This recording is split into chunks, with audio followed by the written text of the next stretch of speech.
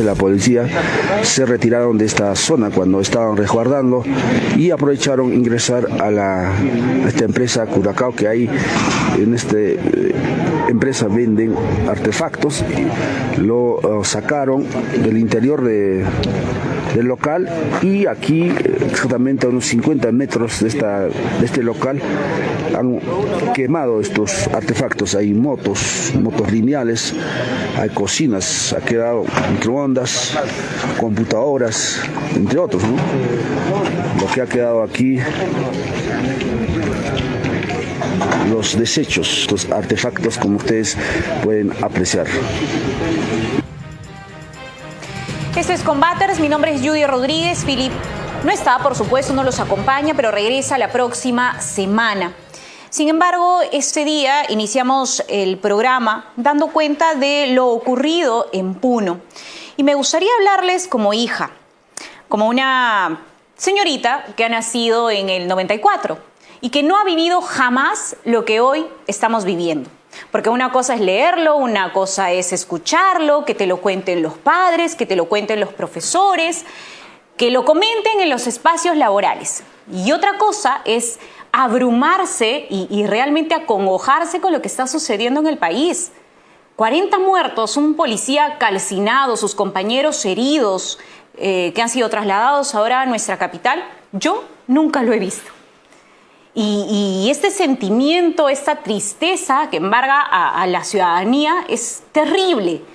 Y que el show que han realizado los parlamentarios hoy en el Pleno del Legislativo no representa realmente lo que nosotros sentimos. Hoy está con nosotros el coronel en retiro Juan Carlos Liendo, ex jefe de la DINI, un especialista en inteligencia. Muy temprano le escribí y le pedí que nos acompañe hoy en el programa para entender lo que sucede y para aportar de cualquier espacio en el que esté. No está más en la DINI. Dina Boluarte lo retiró, señalando además pérdida de confianza, diciendo además que no tiene las competencias. Pero no está hoy aquí para responder, para nada. Está aquí para aportar y para explicar lo que está sucediendo en el país. No solamente los temas vinculados a la estrategia de intervención de las fuerzas del orden, sino también para entender de qué manera funciona la sociedad. La zona sur de nuestro país es un problema hoy. Es peligroso lo que está sucediendo. Fue peligroso antes, lo advirtió Juan Carlos Liendo. Y por eso le doy la bienvenida al programa y también agradecerle que por primera vez, luego de haber participado en el gobierno de Dina Boluarte, haya decidido declarar en un programa de televisión. Gracias. Gracias a ti, Judy. Buenas noches. Un gusto estar en tu programa y rescato un poco las palabras que mencionaste, ¿no? Mi presencia aquí para nada es explicar o justificar cualquier cosa personal, porque es el momento más inoportuno e insatisfactorio de hacer cualquier cosa parecida. Voy contigo y si tengo que aportar, algo de conocimiento que aportar en estas dramáticas circunstancias de la patria, estoy a tu disposición. Las cosas personales totalmente de lado. De acuerdo, coronel. Pero además, le comentaba, ¿no? Antes de ingresar al programa, la ciudadanía hoy está abrumada, ¿no? Sin embargo, uno sale a las calles, todos siguen funcionando, los jóvenes continúan haciendo su vida, trabajando y demás, pero lo que sucede en esta parte que parece muy lejana en el país es algo que puede sobrepasar, si no está ya sobrepasando todos los límites en cuanto a seguridad nacional se refiere. Entender la magnitud de lo que ha sucedido, coronel. Sí, definitivamente. Para entender la magnitud de lo que está sucediendo, y es necesario precisarlo cada mes de una manera más concreta, tenemos a un Estado peruano que es débil a punto de ser un Estado fallido. Un Estado que es cubierto por la ineficiencia, la ineptitud y la corrupción. Un Estado débil, inepto, ineficiente y corrupto, que está siendo atacado. Digamos, está siendo atacado porque se está desafiando la existencia misma de sus límites geográficos y su integridad territorial. Un Estado que está siendo desafiado porque sus poderes ejecutivo, legislativo, judicial están deslegitimados. Y existe solo en la mayoría de las personas, y sobre todo fuera de Lima, una sola narrativa, una sola propuesta de encaminar todo ese hartazgo. Y eso, lamentablemente, lo tiene la izquierda marxista. Tanto la izquierda marxista, heredera o proyección de Sendero Luminoso, del MRTA, como del socialismo del siglo XXI. Es el único actor político que ofrece un camino que canaliza toda ese hartazgo popular sobre la clase política que un día más demuestra que es totalmente inepta para conducir los destinos del Estado. Hay temor de algunos legisladores de llamar terrorismo a lo que claramente lo es. Y no estamos hablando de Sendero Luminoso necesariamente. Es correcto. El terrorismo, ¿qué es? ¿Qué significa? Un acto de terror que genera terror y que tiene además un fin político. Exacto. Hace algunos minutos vimos una discusión, ¿no?, entre Milagros Leiva, nuestra colega, indignada, por supuesto, porque el congresista Jorge Luis Flores Ancachi trataba de justificar, y decíamos, ¿no?, fuera de cámaras, a lo mejor y por miedo, lo que ha sucedido con él y con el policía calcinado, quemado en una unidad policial. Y de otro lado tenemos a congresistas, no solamente a representantes de la región Puno, realizando una especie de puesta en escena en el Parlamento. Me gustaría que lo veamos juntos, coronel, y luego lo comentemos, para explicar un poco por qué los congresistas se comportan así. Y yo decía al inicio, no representan, porque no representan ni siquiera sus propias regiones, y luego lo vamos a explicar por qué. Veamos. El primero Carola lleva un portafolio maletín, se dirige entonces hacia la sala de embajadores, acompañado por el resto de ministros y todos los ministros se dirigen a sala de embajadores para luego ser invitados al hemiciclo del Congreso, donde se realizará esta presentación del presidente. En estos momentos, congresistas de izquierda se ponen frente a Alberto Otárola y con carteles en mano lo señalan y le gritan asesino. No hay respuesta por parte de Alberto Otárola, quien observa a los congresistas quienes están en estos momentos descargando su molestia y de esta manera señalan con el dedo índice todos ellos al presidente. Coronel, ¿cómo podemos entender ese comportamiento? Bueno, es la política total en crisis, digamos, ¿no? Un comportamiento que hace imposible que se llegue a unas soluciones razonables porque están polarizados en posiciones ideológicas extremas, digamos. Pero, ¿qué extremo? Es muy curioso, ¿no? Está entre el extremo de soslayar la violencia radical que lleva consigo actos de terrorismo, pues son acciones de terrorismo, y otros que quieren minimizar el hecho y hacerlos pasar como si fuese una simple protesta social. O sea, toda la respuesta del Estado, del Ejecutivo, toda la aproximación de la mayoría de políticos quiere hacer ver los sucesos como una isla de violencia social. No están viendo la verdadera magnitud del proceso político, y es un proceso político de desafío a la existencia del Estado peruano como república. Entonces no se aborda esa dimensión. De ninguno de los dos lados, ¿no? De ninguno de los dos lados. Sendero está presente, hay toda una discusión y debate al respecto. Y además no se le quiere llamar a las cosas por su nombre. Usted mencionó que esto tiene que ver con el marxismo, que tiene que ver con el comunismo, que puede existir algún infiltrado. Sí, por supuesto, ¿quién lo duda? De Sendero Luminoso, del narcotráfico, de la minería ilegal, de la tala ilegal y demás. Pero, terrorismo, ¿Sendero? Muy bien, Sendero. Hasta antes de las elecciones de Castillo y precisamente hasta antes del 2015, todos los indicativos de Sendero estaban en conformidad a su extinción generacional. FUDEP no se pudo escribir, Movadef no se pudo escribir como partido político, estaban ahí. Pero después del 2015 ha venido toda una corriente impulsada por muchas ONGs de hacerlos participar de la vida política. Entonces, desde 2015 hasta ahora, hace 7 años, ha habido un proceso y hoy vemos a representantes directos o indirectos en nuestro Parlamento. Ese es un hecho concreto. ¿Qué pasa con Sendero? Y si miramos al interior de Sendero, los que conocemos tal vez un poco de ello y con alguna experiencia, podemos ver una implosión en diferentes facciones.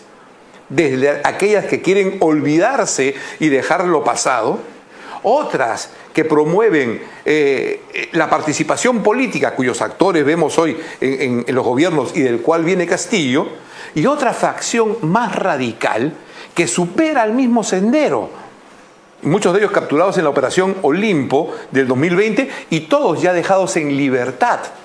O sea, hay trabajo de los servicios de inteligencia, trabajo de los investigadores de la policía relacionados con la Operación Olimpo, donde están estas partes más radicales. Entonces, ¿qué ha pasado con Sendero? O sea, Sendero se ha superado a sí mismo en el sentido de, en el fanatismo, el fanatismo fundamentalista de su ideología política, Judy, han apreciado el proceso de descomposición de la sociedad peruana y aplicado toda su doctrina en su máxima expresión, que es la agudización de las contradicciones para que se incendie la pradera. ¿Qué cosa quiere decir? Para que exista grietas de protesta y de violencia contra el Estado sin forma, ¿no? Casi anárquica, pero totalmente generalizada. Sendero se ha convertido, si antes tenía una estructura piramidal, se ha convertido hoy en un enjambre, ¿no? En un enjambre de abejas asesinas que está por cualquier lado. Eso es lo que tenemos hoy con Sendero, una ala de Sendero, digamos, ¿no? Los otros, sus simpatizantes, lo apoyan. Y los viejos, algunos que ya han visto la violencia, se esconden. Eso es lo que está pasando hoy día con Sendero. Ojo, pero no todo es Sendero, ¿ah?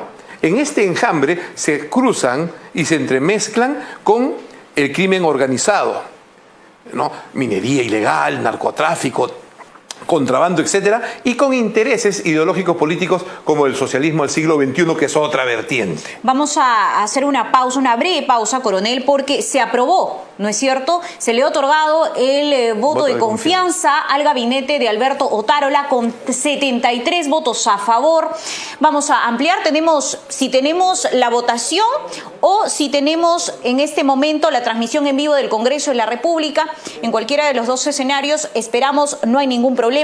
Un paréntesis para comentar esto. ¿Qué opina? ¿Sobre el voto de confianza? Sobre el voto de confianza. Sí. Bueno, importante el voto de confianza. ¿Por qué? Porque un Estado débil como el peruano enfrenta sus problemas de seguridad de diferente manera a un Estado fuerte. Digamos, un Estado fuerte está estructurado y puede engancharse en un enfrentamiento convencional o no convencional con decisión. Pero un Estado débil no. El Estado débil tiene dos caminos de inmediato que fallan. Dos caminos que fallan. Uno es la violencia. En un Estado débil la violencia genera más violencia. En un Estado débil que responde a una violencia interna de un proceso político con más violencia, hace más débil al Estado. Tiene por ahí un escape, pero hace más débil al Estado. Y la otra forma es el Estado débil sumiso, que es, digamos, la propuesta progresista. En 20 años ceder, ceder y ceder y no va a culminar de ceder. ¿Cuál es la salida a esta situación de un Estado débil como el peruano? Tiene una sola salida, digamos, la del Estado débil. Uno, es el fortalecimiento de la identidad nacional, tres variables, el fortalecimiento de la identidad nacional. Dos, la institucionalidad. Y eso es lo que estamos viendo con el voto de confianza. Enhorabuena. Repito, Digamos, 73 votos a favor, 43 en contra, 6 abstenciones. Evidentemente se sabía que las bancadas Perú Libre y otras allegadas a Pedro Castillo, hay que decirlo claramente, han votado en contra. Exacto, y efectivamente, la única manera de superar la violencia, no con más violencia, la única manera de superar el buenismo o la sumisión es a través de la institucionalidad de la política. Es fundamental. Entonces, en este momento de graves circunstancias de crisis de seguridad nacional, la institucionalidad política es la herramienta clave para superar la violencia y superar la sumisión. Eso es importante. Entonces tenemos identidad nacional, institucionalidad y acatamiento del Estado de Derecho. Esos tres pilares son los únicos que, con la fuerza de la autoridad legítima del Estado, se puede superar este momento de crisis. Enhorabuena, más allá de mis gustos personales, digamos, enhorabuena que se respete y se privilegie la institucionalidad. Porque frente a más violencia, la institucionalidad da legitimidad a la acción de las fuerzas del orden. Si no, estaríamos perdidos. Regresando al tema del enjambre, ¿no? Una figura creo que nos podría ayudar a entender un poco lo que está sucediendo, porque se tiene la sensación de que no existe inteligencia para poder identificar y apresar a quienes están con armas ilegales, matando gente, o no se sabe si hay una dirección. Incluso Marta Moyano decía, vamos a preguntarle a los ministros de Estado, porque si hay muertos por herida de bala, ¿no? Y no tienen la orden de disparar, o si la tienen, o qué está pasando. Pero además en este enjambre podrían participar otros factores, ¿no es cierto? Un factor que tiene que ver a lo mejor con la identidad que usted ha mencionado. No todo está relacionado a esos movimientos radicales y violentistas que usted ha explicado. Entonces me gustaría ir más allá, en este enjambre complejo. Correcto. Has tocado un tema muy importante, Judy.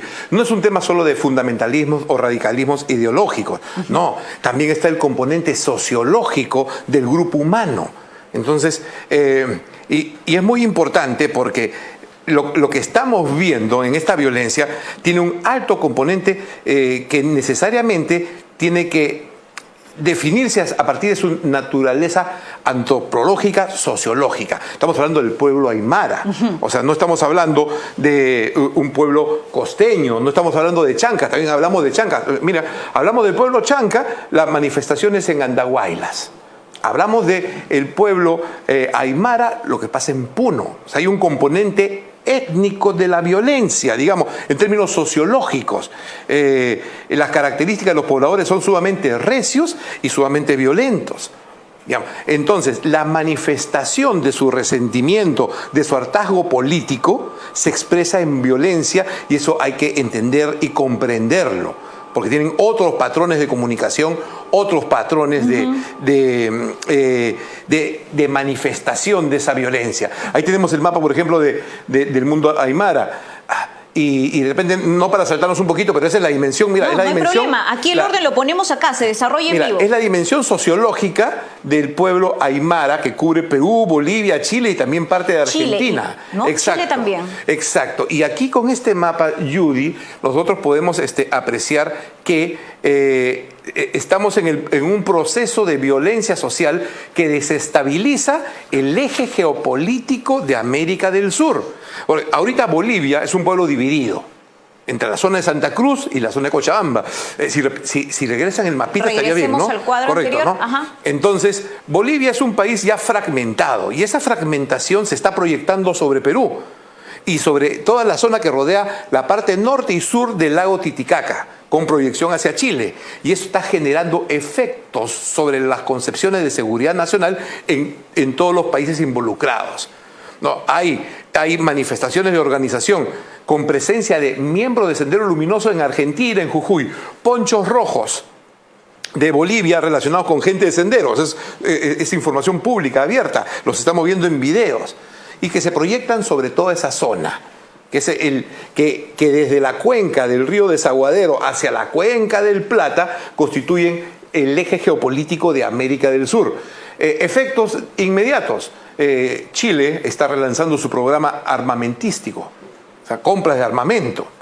La proyección política de Bolivia sin la parte de la selva se proyecta sobre Perú, sobre todo el eje de Puno, Moquegua y Tacna, donde está, ahí podemos ver otros mapas, creo que tenías. Ahora sí podemos votar. Exacto. ¿Ese? Exacto, por ejemplo, ahí tenemos las rutas de contrabando, digamos, y mira cómo se centran en Arequipa, Cusco y Puno y Tacna, sobre el eje del pueblo aymara. Si tienes otro mapa también ahí podemos ver otros. Vamos al siguiente, por favor. Ese es el mapa del litio, la zona de litio una zona de gran riqueza sobre el cual también se proyectan todos los intereses geopolíticos, transnacionales, ideológicos que estamos viendo ahora en Que Puno. el propio Evo está promoviendo, Claro. muy interesado en el litio. Exacto, digamos, aquí tenemos el eje del corredor minero y el transporte de gas. O sea, ¿se imaginan un separatismo aymara con esa potencia en una zona de economía sumamente rica y potente al servicio del crimen transnacional organizado? Genera Una desestabilización. economía informal. Informal que se torna ilegal, ¿no? Aquí tenemos, por ejemplo, la ruta del comercio, el contrabando del oro en la zona que abastece Bolivia. En un Bolivia que hoy se está desmembrando su parte de sierra con la parte de selva. Y como digo, eso tiene un efecto de empuje, efecto globo sobre la parte del Perú. Entonces lo que tenemos, Judy, es un problema de seguridad nacional, no es un problema de orden interno, Lo que está violencia ocurriendo, social. o solamente terrorismo, lo que está ocurriendo no sería entonces la expresión de un reclamo de un poder político basada en una economía informal, como usted bien lo ha explicado, y un interés de A ver, ante la ausencia del Estado, del poder del Estado, digamos, los poderes fácticos de la zona están reclamando su protagonismo político. Y sobre la base de la existencia de la comunidad aymara y una narrativa de ideología marxista revolucionaria, encuentran el único camino por el cual ellos prolongan su poder económico, informal o ilegal, sobre la política. Digamos, eso es lo que estamos viendo, o sea, la manifestación de intereses concretos, reales, de poder económico, locales, desde el narcotráfico, el oro, el contrabando, el gas, la potencialidad del litio y otros minerales, el cobre en el sur, se proyectan con una ideología que les da el único camino posible a su proyección política. Eso es lo que estamos viendo, ¿no? Eso lo ve usted y nos lo explica acá. ¿Lo ve el gobierno? ¿Lo han visto los gobiernos anteriores?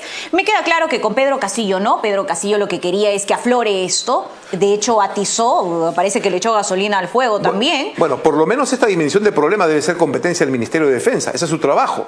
Y ahí tienen sus apreciaciones, tienen sus informaciones, tienen sus estudios, sus planes, y el fenómeno del segregacionismo, escisión aymara, no es de hoy día. Eso ya tiene años de estudio. ¿Hemos dejado pasar mucha agua por el río?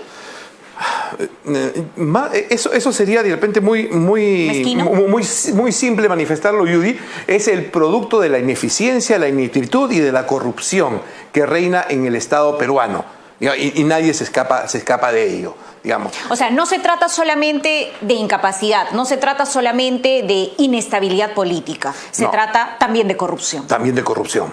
Y no tenemos un liderazgo político, no tenemos autoridades que reflejen la legitimidad del respeto y del sostenimiento de un régimen, ¿no? La autoritas, ¿no? Que se menciona. Bueno, ¿existe un proyecto político? Creo que no. ¿Qué le parece si escuchamos a los congresistas? Iniciemos primero con Alejandro Cabero, quien además se ha enfrentado a quienes han realizado un show en el Parlamento en medio del Pleno para justamente otorgarle o no el voto de confianza a Alberto Otárola. Finalmente el resultado ha sido positivo para él, con 73 votos a favor, repito, 43 votos en contra y 6 abstenciones. Escuchemos a Alejandro Cabero. Gobierno, año y medio, ¿qué han hecho? ¿Qué han hecho como gobierno? No les ha interesado el país, han saqueado, han robado, no les ha importado nada. Y acá vienen a hacer el show creyendo que ustedes van a decir que están ganando el pueblo. Año y medio han robado, saqueado, destruido el país. Y acá se rajan las vestiduras, ¿acaso? Acá se rajan las vestiduras. No les sirve. Ahí está Alejandro Cabero y vamos a continuar recordando un poco qué es lo que ha sucedido durante el día. Se han pronunciado ministros acérrimos, exdefensores de Pedro Castillo. Han olvidado a su amigo, al parecer, en Linares.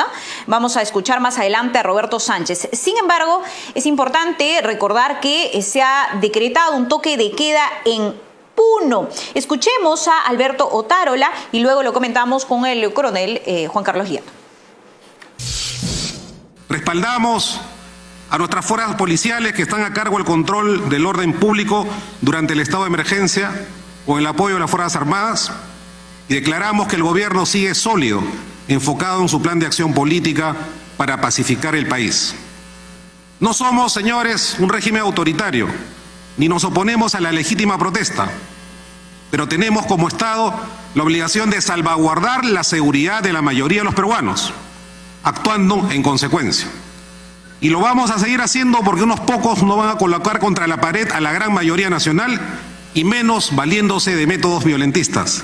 Tengan la seguridad que aplicaremos toda la fuerza de la ley para evitarlo. Este gobierno no va a ascender al chantaje de la violencia.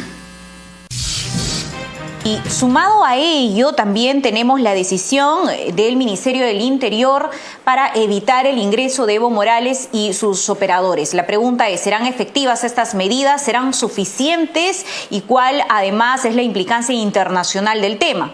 Bueno, el gobierno debe tener todos los elementos de juicio para en forma razonable aplicar sus medidas. Entiendo que el primer ministro las lanza ellas porque considera que es lo mejor, más allá de lo que uno pudiese desear o esperar. El gobierno tiene la imperiosa necesidad de mantener el equilibrio entre los fines que quiere alcanzar y los medios disponibles. Es la base de la estrategia. Entonces nos aproximamos primero las medidas de el toque de queda. O sea, si el toque de queda sí sirve, sí funciona, pero si es solamente... ¿Es suficiente? Como toque de queda, no funciona, porque tiene que haber imperio de la ley a recuperar. Tiene que haber un trabajo político, tiene que haber un trabajo de seguridad, tiene que existir un trabajo de asistencia y sostenimiento de la población más vulnerable. Todo eso tiene que estar coordinado y con metas y en los plazos del caso. ¿El gobierno tendrá capacidad para hacerlo? Ese es el primer punto. Pregunta además como periodista, ¿cómo enfrentamos también el discurso? Porque no se trata de información, no se trata de que algunos medios, no me refiero a todos, por supuesto, algunos medios están creando un discurso que se aleja de la verdad y que maquilla la verdad. Sí, ese es el problema. ¿Cómo enfrenta eso también el Ejecutivo? Si no, ¿de quién depende, no? Ese es el problema de los últimos 20 años, donde las estrategias de comunicación del gobierno son construcción de la realidad a partir de percepciones. Cuando se chocan con los hechos, no juega el discurso, que es lo que está pasando hoy con la violencia extrema que estamos viendo. O sea, nos estamos retrocediendo 40 años. Lo que mencionas es clave, es fundamental, pero como apoyo a la acción política. A ver, la narrativa de los medios de comunicación no crea la realidad. La acción política genera un efecto que necesita estar apoyado por los medios de comunicación.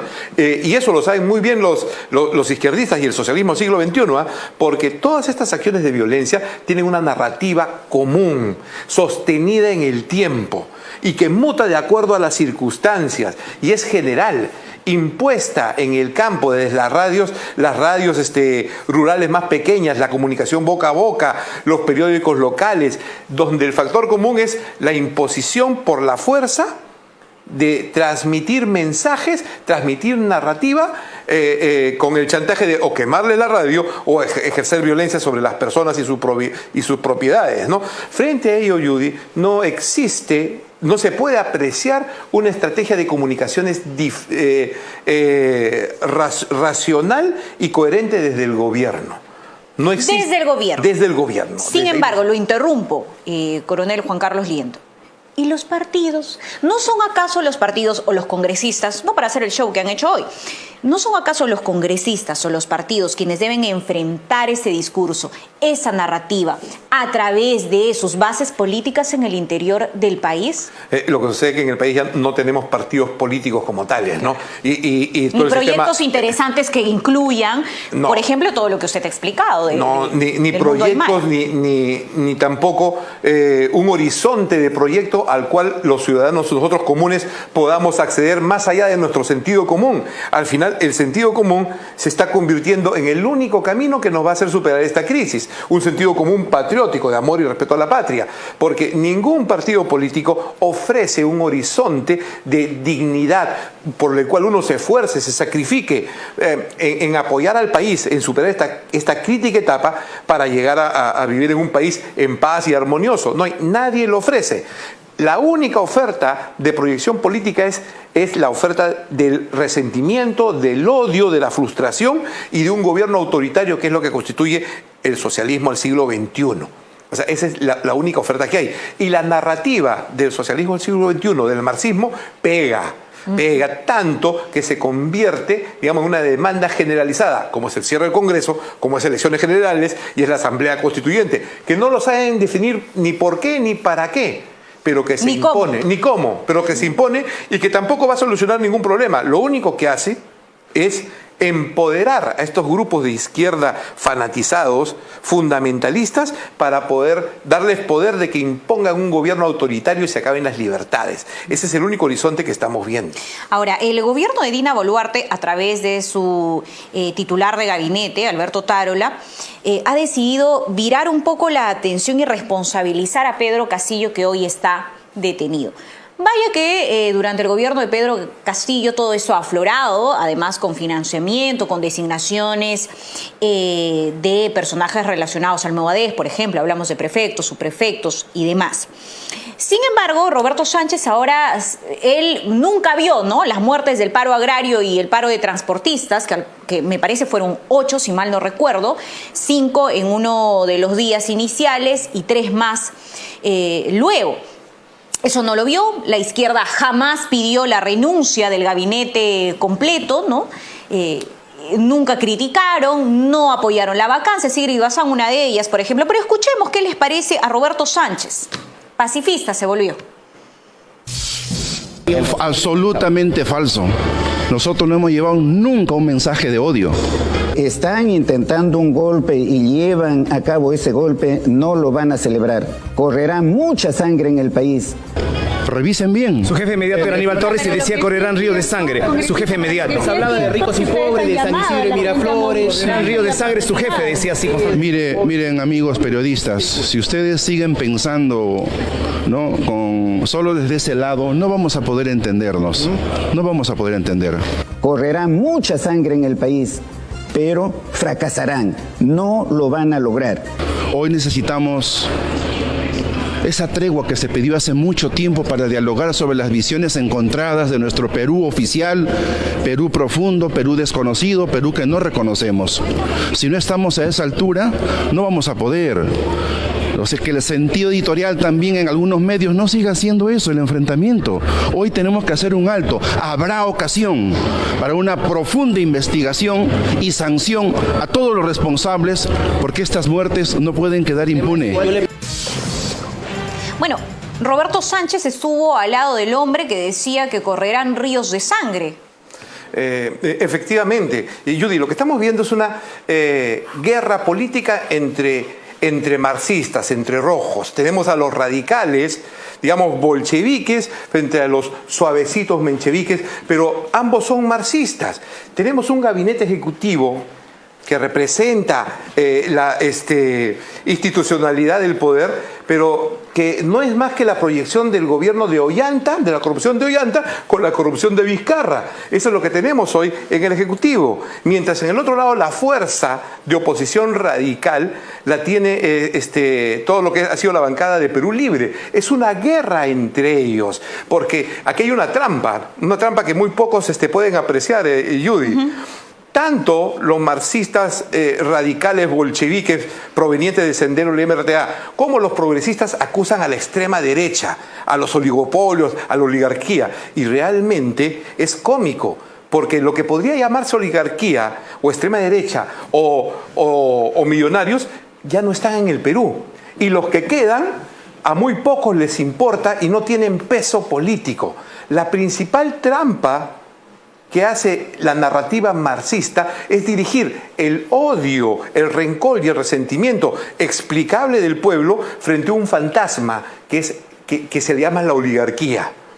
Esas pocas familias que tienen dinero o dueños de los monopolios u oligopolios que dicen, ya están fuera del país y no les interesa el país tampoco. Ellos han financiado, apoyado a Castillo. Ellos han financiado a los otros gobiernos corruptos de los últimos años. Han hecho negocios con Odebrecht. Ya están fuera. Aquí en el Perú hay un gran vacío para gente nueva en política, para gente joven. Ya no se puede repetir la política, no se puede hacer política como antes. No se puede hacer la economía como antes de Odebrecht, no se puede hacer la política como antes de Castillo o Vizcarra. Tiene que cambiar. En términos publicitarios sería un nicho de mercado. Es un nicho de mercado total. Digamos, es perverso por el otro lado, porque los remanentes de Sendero, las proyecciones de Sendero y del socialismo del siglo XXI lanzan como única alternativa a los jóvenes universitarios a ponerse enfrente de las marchas y a ser susceptibles de ser víctimas de su propia violencia. Eso ya lo han hecho contra Sendero. ¿Y cuál es el objetivo? La lucha de clases. Cuando ya no existe una oligarquía como tal. ¿No? Sí, los jóvenes seducidos hoy por la narrativa marxista vieran la realidad del campo libre, de ese nicho de mercado libre, para hacer verdadera justicia, verdadera proyección de poder político, sin resentimiento, sin rencor, sin ideología, serían dueños del país. Pero los rojos no los van a dejar, porque su único éxito es manipular el resentimiento, el rencor y el odio. Mientras que los mencheviques, por el otro lado, ofrecen una receta que nadie les hace caso y que no tienen representatividad. La izquierda progresista sueña con su agenda internacional y en el Perú no representa a nada. De acuerdo, totalmente de acuerdo, porque Verónica Mendoza no representa a nadie. Así ella tuitee cuantas veces se le ocurra o recuerde que tiene Twitter en estas condiciones, ¿no? La señora Verónica Mendoza. Pero yo leía a algunos de sus seguidores decir, de sus militantes, porque partido no tiene, pero tiene una agrupación formada que se pliega a otra cada vez que hay procesos electorales, y decía: nosotros nos hemos equivocado, porque no representamos, por ejemplo, a la mujer andina, a una mujer conservadora, a una mujer, a una población colectivista, creyente. O sea, no lo representan. No, Verónica Mendoza no representa.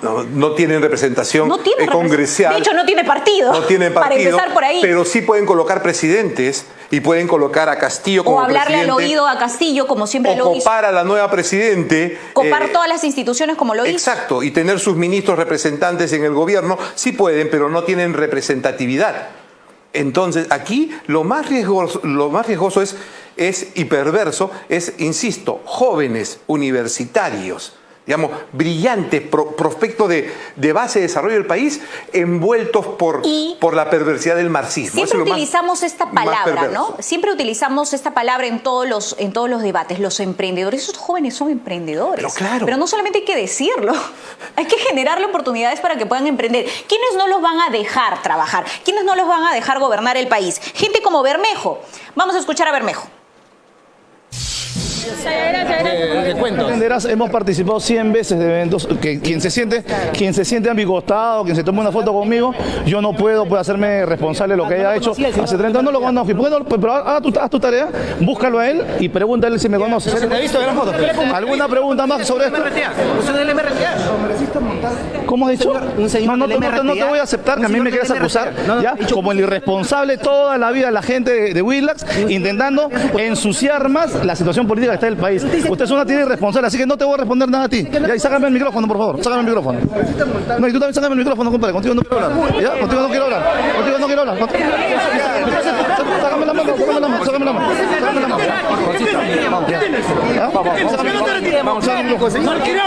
¡Retírate!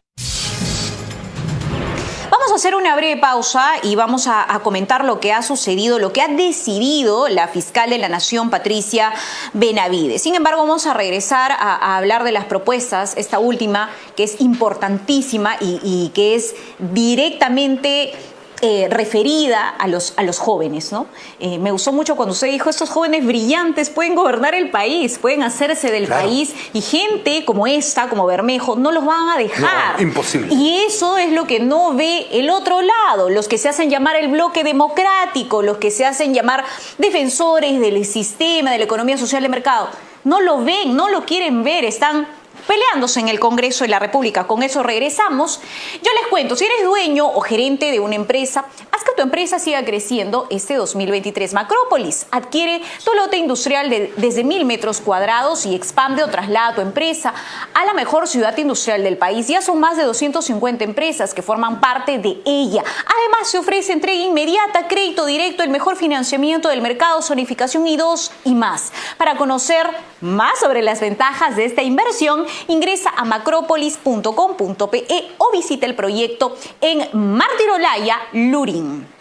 Además, hay golpes en la vida, yo sí sé. Para golpes y hematomas, use Irudoid. Los golpes de todo tipo son frecuentes, por lo que debe tener Irudoid siempre en casa y a la mano. Búsquenlo en su farmacia favorita con la garantía de Deutsche Pharma. Irudoid alivia de golpe. Volvemos. Combaters llega gracias a Irudoid, alivia de golpe. Centenario.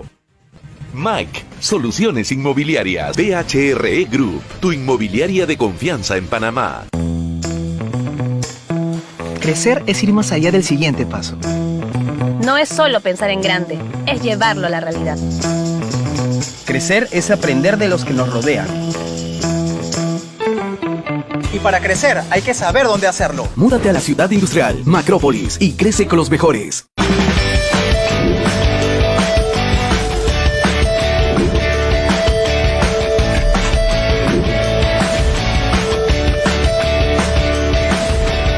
Encuentra la variedad de ropa y accesorios más completo para todo tipo de estilo.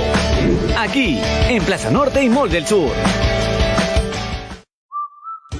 Lopeza te trae el verdadero sabor peruano. Mostaza, ketchup y rocoto. Sí, nuestras salsas listas, con la consistencia y sabor natural que solo Lopeza te puede dar.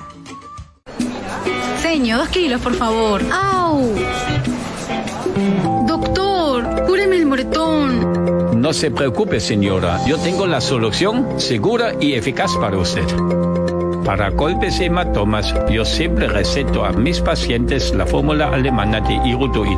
Los golpes de todo tipo son frecuentes en niños y adultos, por lo que debe tener Irudoid siempre en casa y a la mano. Búsquelo en su farmacia o botica de preferencia. Irudoid alivia de golpe con la garantía de Deutsche Pharma.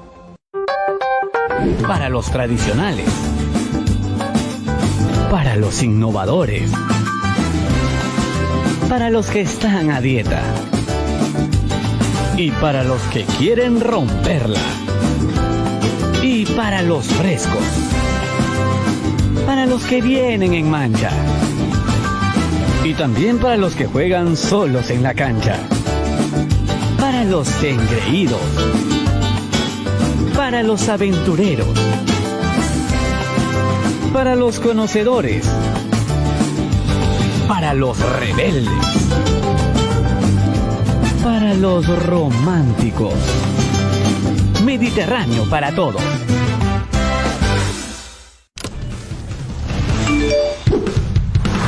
La pelota se fue de vacaciones y el equipo de Willax Deportes también. Muy pronto regresa. Solo por Willax. Los mejores consejos de moda y lo nuevo en tendencia.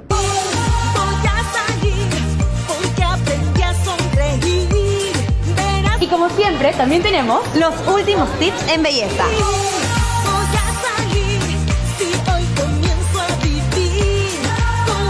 Una mirada distinta a los chismes más picantes de la farándula. Eso y mucho más, solo aquí. Un día en el mall, de lunes a viernes a las 5:15, solo por Willax. Hay desmanes, hay revueltas, lamentablemente se tienen que usar las armas de fuego a veces, pues no es que nadie lo quiera, que uno sea un asesino. Inmediatamente después de Combaters. Entonces, el que cuida a Castillo le presta el celular y el que tiene que ver por dónde se mueven los rojos del país es rojo, los dos, un militar y un policía.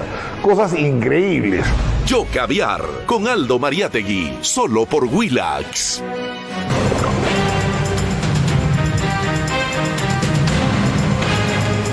En MAC tenemos 35 años de experiencia en el sector inmobiliario y conocemos sus necesidades más que nadie. Por eso estamos dictando un curso de especialización inmobiliaria, un curso donde contaremos nuestras experiencias, conocimientos, lo que sabemos del mercado, lo que hemos aprendido y lo que hemos logrado. Usted también puede aprender el arte del corretaje y trabajar dentro del sector inmobiliario.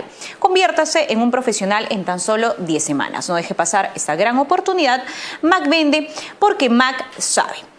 Quedó pendiente dar a conocer la publicación del Ministerio Público y de hecho además se ha pronunciado la fiscal de la Nación, Patricia Benavides, porque se ha decidido investigar a Dina Boluarte y a los miembros de ese gabinete, del actual gabinete y también el que lideró en su momento Pedro Angulo, por las muertes durante las manifestaciones. Tenemos de hecho un video, ¿no es cierto? Escuchemos a Patricia Benavides.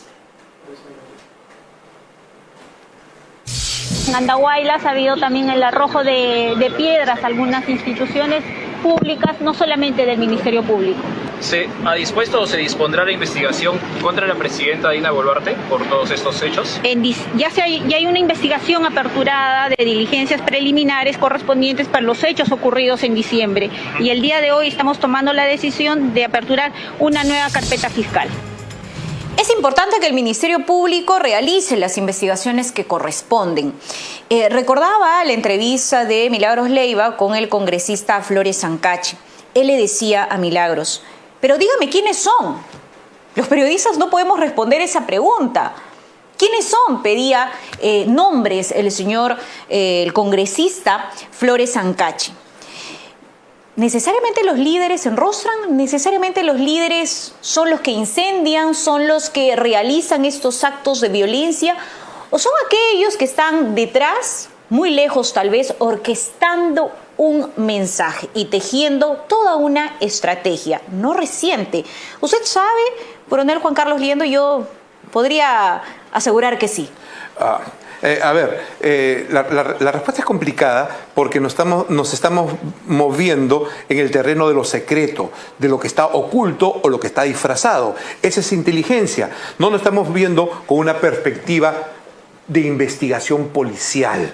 O sea, cuando digo, ¿dónde están los culpables? ¿Cuáles son los hechos? ¿Dónde están las pruebas? Claro. Esa es una visión de tipo policial. Quien resuelve eso es un detective. El Perú tiene excelentes detectives. Tiene detectives profesionales de primera, pero la pregunta que tú haces no está en la dimensión de la investigación policial, porque la investigación policial busca hechos, busca autores, busca móvil, busca procedimientos y tiene un caso. La pregunta que tú haces, ¿dónde están los líderes? ¿Cómo es el liderazgo? Entra desde el mundo de los secretos, de lo oculto y lo disfrazado, el mundo de la inteligencia, que es diferente al mundo policial. Y que no tiene una sola respuesta, en todo caso, o un solo nombre. No, y que la administración de ese secreto es la herramienta básica para la toma de decisiones, no para ser discutidos en público. Digamos, en términos concretos. Lo secreto es secreto porque no se debate en público. Estamos hablando aquí en temas conceptuales. Pero sí nos podemos referir a los liderazgos, a quienes organizan, quienes planean, quienes fomentan. Y actores muy conocidos. Yo recuerdo que durante el gobierno de Pedro Castillo, el diario Perú 21 realizó una excelente investigación sobre, por ejemplo, Alex Chamán, en Bolivia. Que se supone que está desaparecido. Y es el nexo de Cerrón con Sendero Luminoso.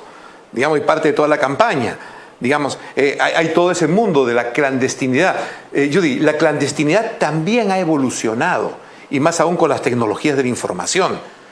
Entonces, una respuesta a quienes dirigen y todo ello se encuentra desde la dimensión de la evolución del mundo de la conspiración revolucionaria.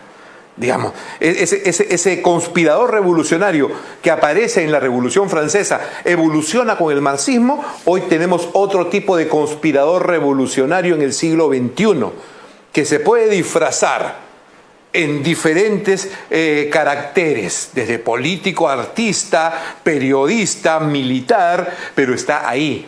Ese es en el mundo de la clandestinidad. Esto no es una respuesta de relatividad, sino para precisar en qué nivel se mueven estos actores que están detrás de toda esta violencia organizada sobre el país. ¿Y qué papel ostentan o qué funciones más o menos asumen en esta crisis, ¿no? En esta crisis que nos generan como país? Julio Roldán.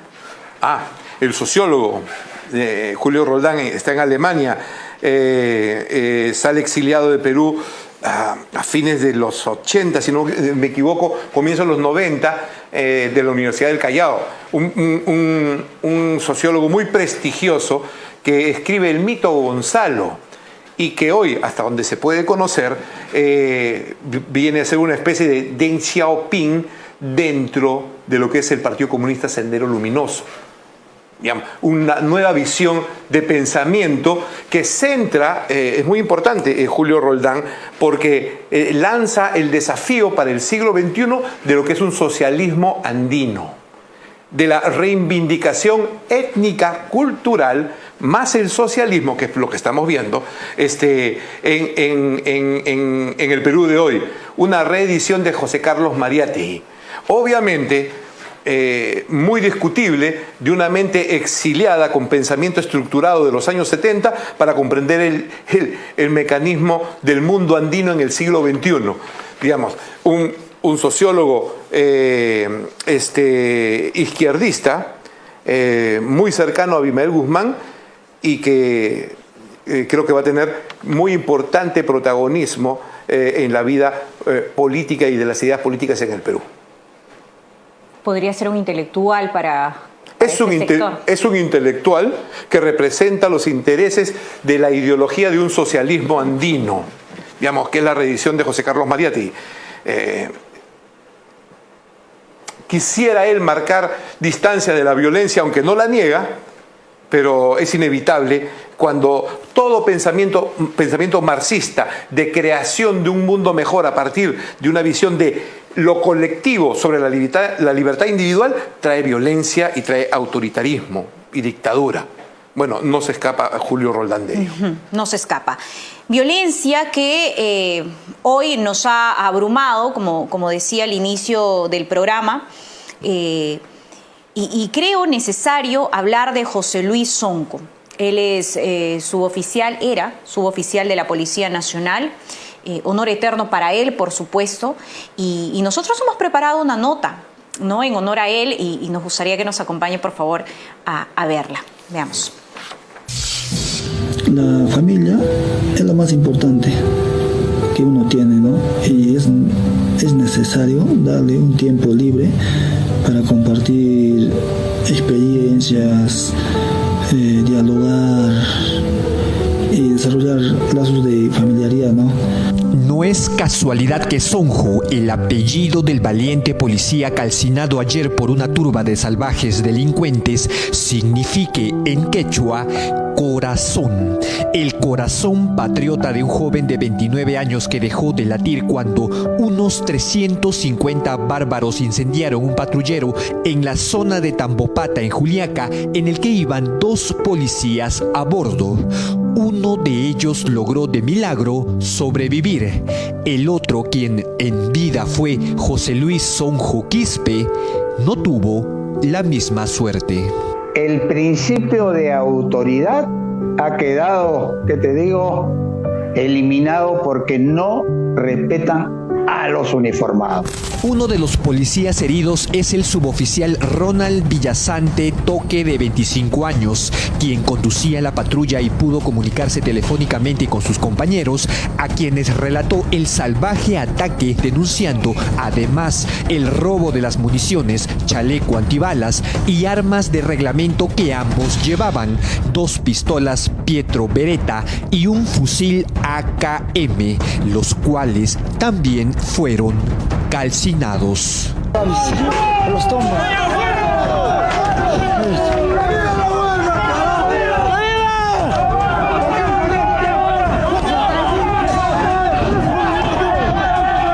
Ahora estas son acciones terroristas, o sea que existen terroristas. Y sin embargo dicen, no, son protestantes. ¿Dónde se ha visto que existan protestas con este tipo de medidas de incendiar ayer? El suboficial José Luis Sonjo nació en el distrito de Yanaoca, en la provincia de Canas, Cusco. Solo tenía un año de haber egresado de la escuela policial y ya era especialista en atender desmanes. Apenas hace 10 días acababa de ascender. Lo que más me apasiona y en familia es planificar, a veces ir de paseo al campo, ¿no? Para ver la perspectiva y relajar y desestresar la mente, pues. En este video que fue colgado en redes el 11 de octubre del año pasado, podemos conocer un poco más de quién era José Luis Sonjo, un joven patriota que, además de dedicar gran parte de su tiempo a servir a su patria, le gustaba estar en compañía de su familia. La familia es lo más importante que uno tiene, ¿no? Y es necesario darle un tiempo libre para compartir experiencias, dialogar y desarrollar lazos de familiaridad, ¿no? A sus 29 años, el joven policía tenía un futuro por delante, y es que no solo se desempeñaba en el escuadrón de rescate, sino que también le gustaba hacer deporte en su tiempo libre. Los deportes que más practico siempre es el deporte, el fútbol y la natación, ya que son deportes que nos ayudan a desarrollarnos físicamente, ¿no? La situación en el sur del país cada día se agrava más. Una de las regiones más críticas es Puno, que lleva al menos 18 muertos, entre ellos el joven policía José Luis Sonjo. Su compañero y sobreviviente Ronald Villasante Toque fue trasladado a Lima con graves quemaduras y con traumatismo encéfalo-craneal, producto de los ataques de estos delincuentes que más parecen ser terroristas. Y lo peor, ya han anunciado de que para el día 14, ojo, 14, que no falta nada, 4 días, van a venir a Lima. ¿Y cuál es el objetivo? Oiga, cerrar el Congreso. Esto es terrorismo. Una pérdida irreparable. Honor y gloria a nuestros policías y a las Fuerzas Armadas del Perú. Honor y gloria al heroico policía José Luis Sonjo Quispe.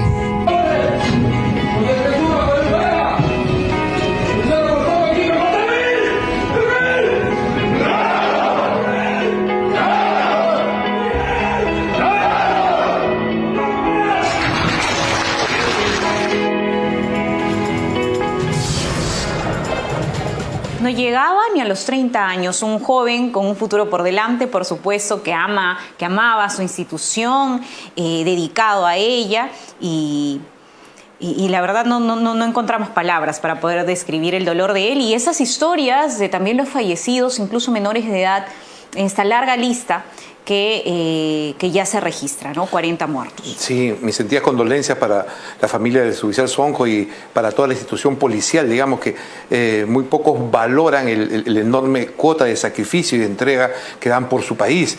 También condolencias para todos los peruanos fallecidos en estas acciones manipuladas con intereses más allá de los del mismo pueblo, intereses particulares de ideología o intereses económicos, ¿no?, que estamos viendo. Varios factores. Y no justifica ello.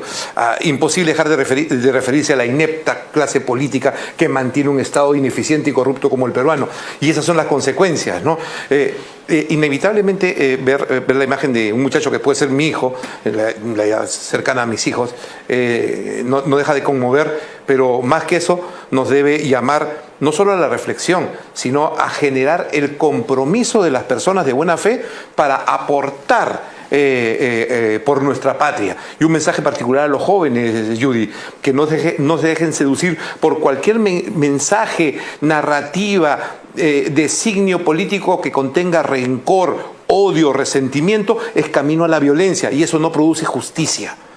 No, la justicia no puede ser producto del rencor, del resentimiento y del odio. Eso no es justicia. La justicia no es colocar antiguos terroristas en el Parlamento o dejarlos que postulen al sistema político como lo ha hecho el Tribunal Constitucional. Eso no es posible. Nada sano se construye dándole oportunidad a asesinos para que dirijan los destinos de la patria. ¿No? Y los jóvenes deben comprender eso. Deben comprender que la cancha está vacía. No tienen nadie al frente, no tienen ninguna organización política, no tienen ningún grupo de poder articulado o armado que sea capaz de gobernar el Estado peruano. Ese Estado peruano está esperando que una nueva generación de jóvenes asuma su rol en forma viril y valiente para la conducción de los destinos de la patria. Necesitamos un nuevo Perú que se construya a base de la legitimidad de sus organizaciones, de sus políticos. Y para ello es indispensable que en este momento las autoridades del Estado comprendan que el único camino para superar ello es conducir elecciones libres y transparentes, que impliquen las reformas mínimas y necesarias para asegurar elecciones, repito, libres y transparentes. Una renovación del Jurado Nacional de Elecciones y de la OMPE, que es totalmente deslegitimado. Y no puede ser el sostén de las viejas ideas antiguas del progresismo peruano o de los radicales de izquierda. Elecciones tienen sentido si es que van a ser libres y transparentes. Que el jurado tiene una responsabilidad, y le menciono solamente un hecho, aceptar la lista viciada, con Vladimir Cerrón dentro, y que al final tuvo que pasar y ser aceptada incompleta. Viciada. Eso no lo delegitima, de hecho, y esta es la consecuencia. Y ante el solo cuestionamiento, ¿debe dar un paso al costado? Yo creo que sí, pero todo el mundo acá puede renunciar, se puede adelantar elecciones, todo puede pasar, pero el señor Jorge Salas Arenas debe quedarse, ¿no? ¿Qué le parece si nos vamos a una pausa? Hay temas que quedan pendientes en el Congreso, vaya, que vamos a revisar algunos de ellos luego de la pausa. Sí, Judy.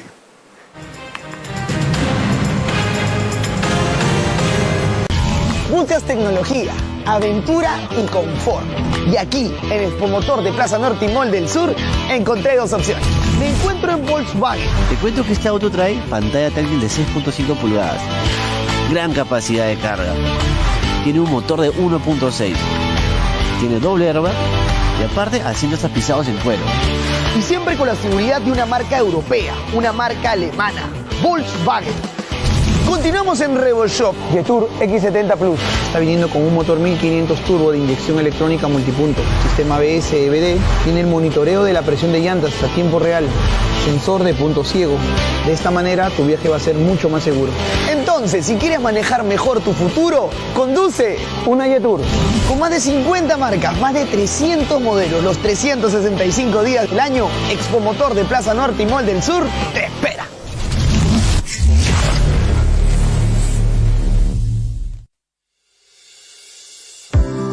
Tengo 35 años de experiencia en el sector inmobiliario y conozco sus necesidades más que nadie. Por eso estamos dictando un curso de especialización inmobiliaria, un curso donde contaremos nuestras experiencias, nuestros conocimientos, lo que sabemos del mercado, lo que hemos aprendido y lo que hemos logrado. Usted también puede aprender el arte del corretaje y trabajar dentro del sector inmobiliario. Conviértase en un profesional en tan solo 10 semanas. No dejes pasar esta gran oportunidad. Mac vende porque Mac sabe. El Pozo Millonario llegó a más de 10 millones de soles y tú puedes ser el siguiente millonario. Recuerda que si el Pozo Millonario no revienta, habrá sí o sí un ganador que se llevará 50.000 soles. Más ganadores con Tinka. Juégala ya. Tinka, siempre hay un ganador. Ayúdame, doctor. Ya no aguanto este golpe. No se preocupe, señor. Yo tengo la solución segura y eficaz para usted. Para golpes y hematomas, yo siempre receto a mis pacientes la fórmula alemana de Irutoid. Los golpes de todo tipo son frecuentes en niños y adultos, por lo que debe tener Irutoid siempre en casa y a la mano. Búsquelo en su farmacia o botica de preferencia. Irutoid alivia de golpe con la garantía de Deutsche Pharma. Renovamos nuestra página web, ahora con más información. Toda la actualidad en tiempo real. Y como siempre con nuestra señal en vivo. Ingresa a www.willax.p. 24 horas conectados con tan solo un clic. De lunes a viernes, Willax lo tiene todo. A las 10 de la mañana, Doctor Borda. A las 12:30, Willax Noticias edición mediodía. A las 6:50, Willax Noticias edición central. Consejos, actualidad y todo lo que quieres ver, solo por Willax.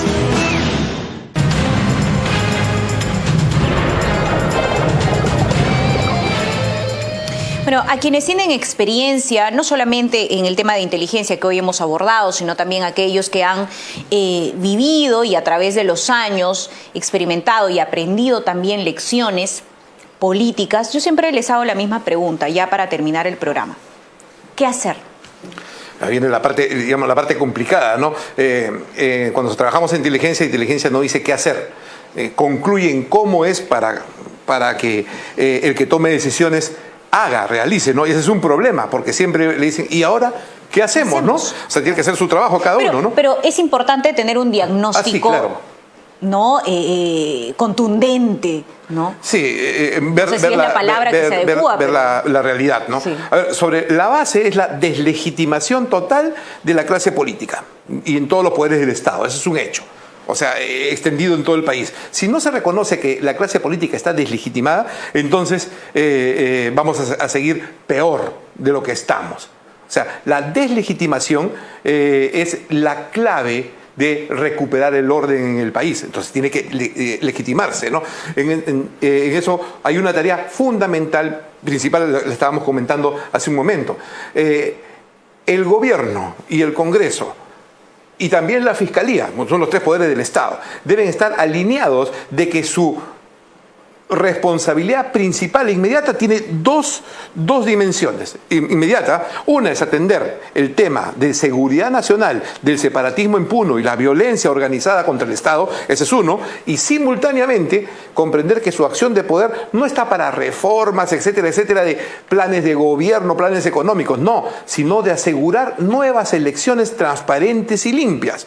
Son un Congreso, un gobierno y un poder judicial que debe estructurarse para por lo menos aportar algo bueno en conducir un nuevo periodo de elecciones con las reformas mínimas, como por ejemplo, ¿no?, entregar copia de las actas y encargarle a las Fuerzas Armadas la custodia de las cédulas de votación, que no se destruyan. Que no se eliminen.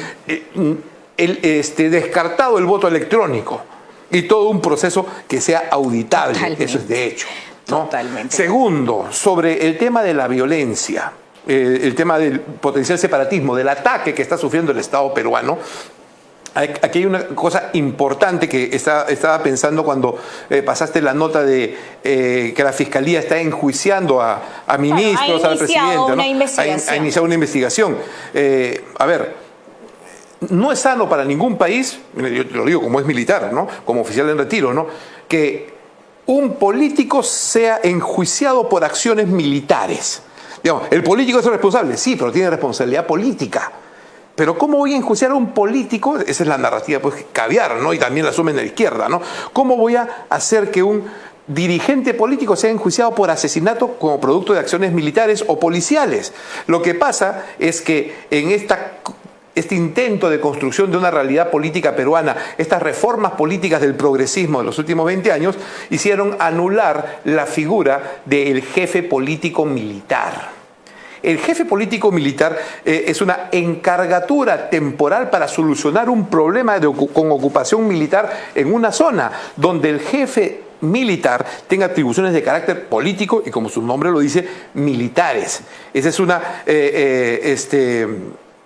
proyección del poder armado para ocupar zonas y pacificarlas o recuperar el principio de autoridad. Cuando hay un jefe político militar, el jefe político militar es el responsable directo de las acciones en su curso, pero no puede comprometer al político. Sin embargo, aquí el Tribunal Constitucional anula las competencias de los jefes políticos militares, que es un escalón intermedio entre la ocupación militar, el ejercicio de la Fuerza Armada, con las decisiones políticas. Entonces, si voy a tener un presidente, un primer ministro o ministros que tienen que tomar decisiones para el control de un territorio en violencia a cargo de que me enjuicien por asesinato, entonces está no solamente coaccionado, sino con la puerta rumbo a la cárcel, como va a suceder con estos ministros. O sea, si no cambia esa visión de la proyección del poder del Estado a través de un ejercicio real de la fuerza, no de la policía, ¿no?, sino de una ocupación militar de defensa interior del territorio, como lo marca la doctrina militar para estos casos. Si no se hace eso y se salta la responsabilidad al jefe de Estado, al primer ministro, a los ministros, entonces desafiamos la legitimidad de los tomadores de decisiones. Entonces se tienen que solucionar de inmediato esas dos cosas. Para acabar con la violencia se debe reevaluar si se activan nuevamente los comandos políticos militares con responsabilidad política, militar, administrativa, judicial en la zona, con fiscalías a su cargo y todo ello. No significa que el militar va a hacer todo lo que quiera en una zona, sino institucionalizar ese poder, porque no hay otra forma. Y el político resguardarlo en la toma de decisiones. Y por último, con la policía. 20 años vengo escuchando que la policía ha sido sobrepasada y necesita apoyo. Hay una administración política deficiente de la policía. Empezando por lo siguiente, que en la ley de la policía dice la policía tiene carácter civil, cuando en la realidad tiene más carácter militar que cualquier otra cosa.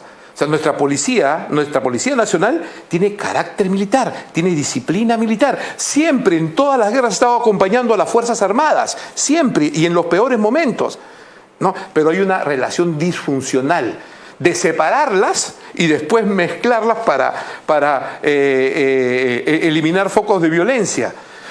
Y responder a intereses políticos, y responder a intereses políticos, de turno. O tener policías políticas, digamos. Obviamente la policía puede seguir siendo administrada desde el Ministerio del Interior, pero debe estar bajo control operacional del Ministerio de Defensa, como es en Colombia.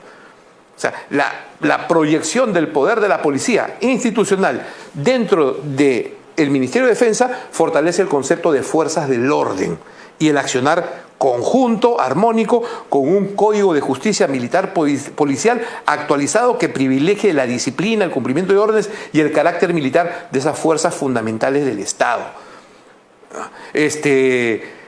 Con buenismos, con reformas ideales que solamente están en la mente de algunos intelectuales, exacto, no vamos a llegar a ningún lado, y cada vez vamos a estar peor. Y metiéndose en temas de los que no conocen, está bien, por supuesto, ¿no?, que puedan opinar y analizar y realizar los estudios para poder escribir una columna, pero de ahí a hablarle al oído a quienes ostentan ese poder político para la toma de decisiones y hacerse además un notable, participar en procesos de reformas en nuestro país y finalmente quienes sufrimos las consecuencias somos nosotros. Son los ciudadanos de a pie. Por favor, que soportamos todo eso. Tómense un descanso, no queremos leerlos más, no conformen comisiones de alto nivel, gracias. Hablando de la pérdida de legitimidad de los congresistas también en este momento. Yo sé que no les gusta escucharlo, sí, que el Congreso debe ser respaldado, ¿no?, porque piden el cierre del Congreso y demás, pero luego nos dan muestras como estas. ¿Qué sucedió?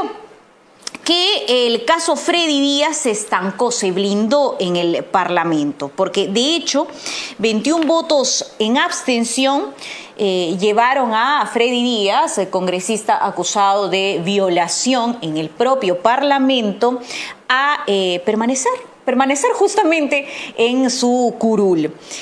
Nadie se ha pronunciado. De hecho, tenemos el cuadro de votación, no lo tenemos, pero tenemos sí algunos nombres de los votos en abstención. De hecho, en Perú Libre 8, en el bloque magisterial 3, en Perú Bicentenario 2, los no agrupados 2, 1 de Fuerza Popular, 1 de Acción Popular, Podemos Perú, Somos Perú, Renovación Popular también y Perú Democrático. Ahí están las votaciones en realidad de cada partido. Bueno, uno de cada partido casi, ¿no? Tenemos ¿cuántas bancadas en el Congreso? 13, si mal no recuerdo. Bueno, casi uno de cada agrupación política en el Parlamento. Como otros, el caso de los niños, por ejemplo, el blindaje a la corrupción de Pedro Castillo, además de congresistas como Guillermo Bermejo y otros que también han participado en esas manifestaciones, ¿no? Han llevado al Congreso a un descenso en su popularidad. Si bien es cierto, el Congreso jamás tiene una popularidad con tendencia hacia arriba, eso también aporta esa pérdida de legitimidad. Definitivamente, y de cosas tan sencillas que están en el sentido común. Las circunstancias que conocemos y que son públicas de esta acusación contra el congresista por el supuesto caso de violación, no es una cosa menor, Judy, es algo que requiere principal atención, digamos, y no ahora, sino siempre.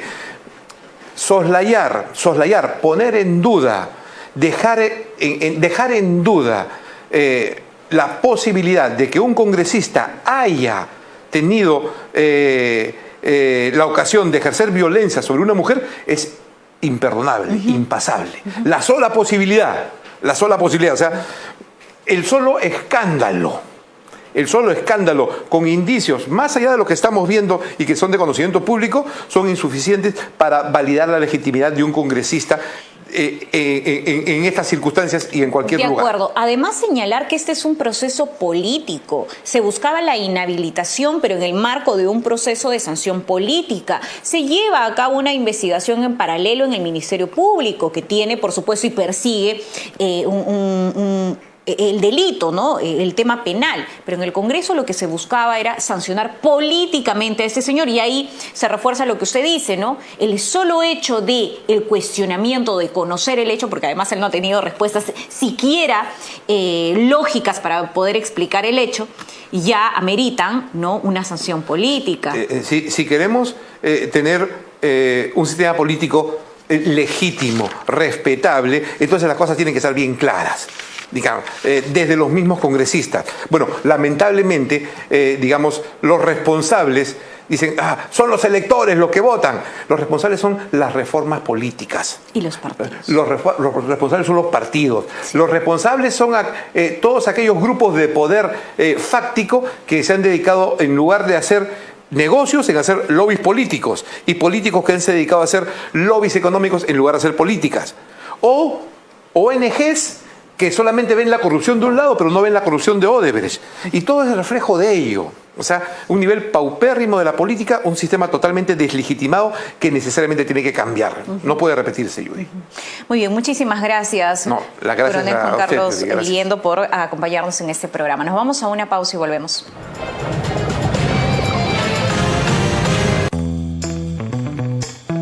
Crecer es ir más allá del siguiente paso. No es solo pensar en grande, es llevarlo a la realidad. Crecer es aprender de los que nos rodean. Y para crecer hay que saber dónde hacerlo. Múdate a la ciudad industrial, Macrópolis, y crece con los mejores. Tu verano 2023 con Costamar. Salidas confirmadas. Viaja del 15 al 19 de febrero del 2023 o del 22 al 26 de febrero 2023. Disfruta del sol en Cancún desde $1,099 o 4,396 soles. Deslúmbrate con la belleza de Riviera Maya desde $1,155 o 4,620 soles. Comuníquese al teléfono que aparece en pantalla o visite costamar.com. Tengo 35 años de experiencia en el sector inmobiliario y conozco sus necesidades más que nadie. Por eso estamos dictando un curso de especialización inmobiliaria, un curso donde contaremos nuestras experiencias, nuestros conocimientos, lo que sabemos del mercado, lo que hemos aprendido y lo que hemos logrado. Usted también puede aprender el arte del corretaje y trabajar dentro del sector inmobiliario. Conviértase en un profesional en tan solo 10 semanas. No dejes pasar esta gran oportunidad. Mac vende porque Mac sabe.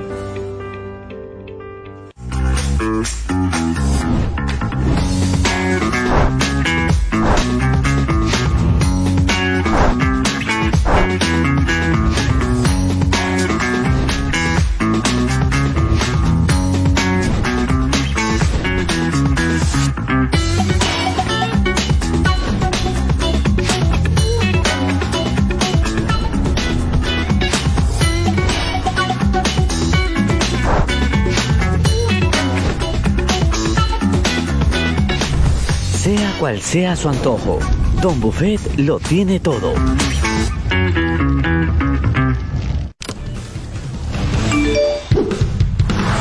La pelota se fue de vacaciones y el equipo de Willax Deportes también. Muy pronto regresa. Solo por Willax. Su virginidad por ese par de tetas. Una joven ambiciosa sueña con una vida de lujos. ¿Cuánto les van a pagar? 1 milloncito por todo el fin de semana. Hasta entrar a un mundo del que no podrá salir. ¿Me quiere ayudar? Bueno, listo, dame ya 5 millones de pesos. Sin tetas no hay paraíso. Ay, Diosito, esa será la vida que yo quiero para mí. De lunes a viernes a las 11 de la noche. Solo por Willax. Combaters llega gracias a Irudoid, alivia de golpe. Centenario. Mike, soluciones inmobiliarias. DHRE Group, tu inmobiliaria de confianza en Panamá.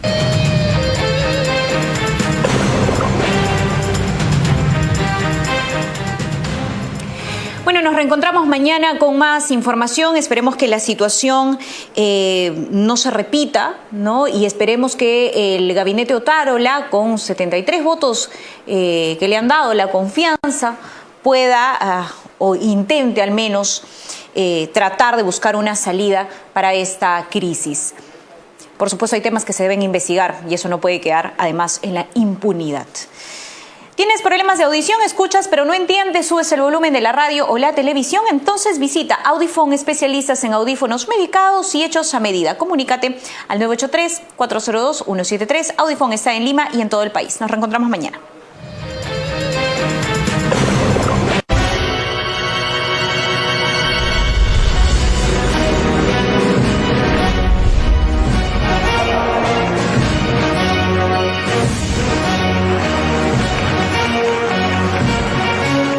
Hola, bienvenidos a Viva Caviar. Quiero empezar el programa con un homenaje al policía asesinado en Puno cumpliendo su deber y a todos aquellos que han sido heridos por todas estas turbas salvajes que están desbocadas, ¿no? En Juliaca y en varias zonas del Perú. Porque eso no son protestas, ¿no? Esto es golpismo, no es protesta. Ahí hay el idiota que piensa que esto es una protesta. Eso no es una protesta. Están pidiendo cosas imposibles solamente con el ánimo de tumbarse a Dina Boluarte y pescar a Río Revuelto, manipulados por la izquierda. ¿Por qué alguien maneja esto? No van a los aeropuertos. Eso no ha sido así las anteriores sazonadas. Esto está pensado. Esto está bien hecho, ¿no? Hemos llegado a escuchar estupideces como el del gobernador de Puno decir que el policía se autoquemó. Recién se ha puesto el toque de queda. El toque de queda debió ponerse desde el primer día. Debió interceptarse a todas esas combis que llegaban con un montón de gente para preparar la algarada en Juliaca, esa ciudad del Far West que es Juliaca, ¿no? La dejaron llegar. Así como espero que no las dejen llegar a Lima, porque ya están cantando que van a venir a Lima, que van a venir a joder a Lima. A ver. Están pasando cosas horrorosas como ese pobre bebé muerto por la barbarie de esos salvajes que no dejaron pasar la ambulancia con el bebé adentro, ¿no? Que no se pudo entender. Y en estos momentos, pues que tenemos a periódicos como La República, que en su editorial culpa al Congreso y al Ejecutivo y no habla de los violentistas. O sea, la culpa de lo que está sucediendo en Juliaca es el Congreso y del Ejecutivo, y no de la gente que está saqueando, quemando, atacando aeropuertos. Ojalá quemasen la casa de Momia. La verdad, la mansión de San Isidro, la casa esa que tiene en Totorita, a ver si le gustase, ¿no? Y todo esto es Río Revuelto, pues. Y lamentablemente el TC ha dado hace poco un fallo increíble, que alguien que haya cumplido su condena por terrorismo puede ser candidato a la presidencia de la República, y por hechos de violencia. Eso le abre el camino a Antaurumala. Va a ser muy difícil inhabilitarlo, tendría que haber un cambio constitucional. La estupidez supina del TC, y ha sido por mayoría, nos ha puesto a merced, porque han visto cómo están en el sur. No pueden elegir a cualquiera hoy en día, ¿no? Nunca han votado bien, pero ahora que están con el hígado tan revuelto. Y Renato Cisneros, ¿qué tipo? Dice que el gabinete Otárola debe pedir perdón, debes pedir tú.